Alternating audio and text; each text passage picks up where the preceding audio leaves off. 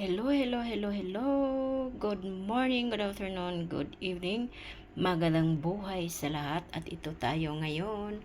Magluluto tayo ng pansit na ang palaang sahog ay hipon at shell. Ayan yung hipon natin.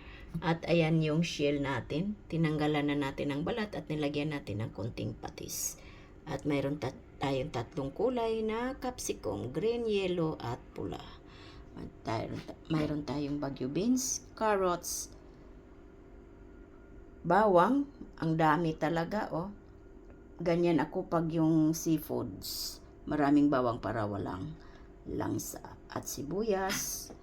At ayan, lalagyan natin ng bihon. At mayroon tayong Chinese cabbage. Bakit ayaw ko ang normal na cabbage? Kasi madaling mapanis. At ayan yung pansit natin. Kaya ang mangyayari nito, pansit luglog. At ayan yung black pepper at yung asin natin. Kaya hintayin natin mamaya kung ano ang kalalabasan nitong pansit luglog ko. O luglog ba? O pansit lang na ordinaryo. Hindi ko alam kung anong tawag. Basta ang sahog ko ay seafood. Ayan, nag-prepare na siya at tuyo. Nandiyan na yung shell at saka itong hipon. Binisa natin siya ng butter.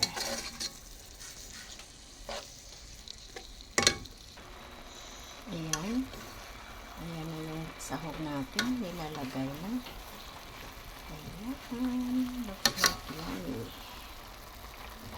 Yummy yan ang pansit natin. At meron na siyang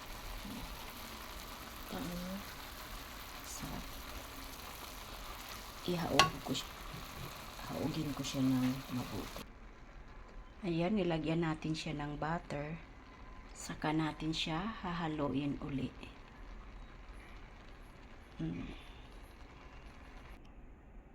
Ayan, ready na siya. Pwede na siyang kainin. Mukhang yummy ang pansit natin. Ayan. Ready to eat na tayo, oh.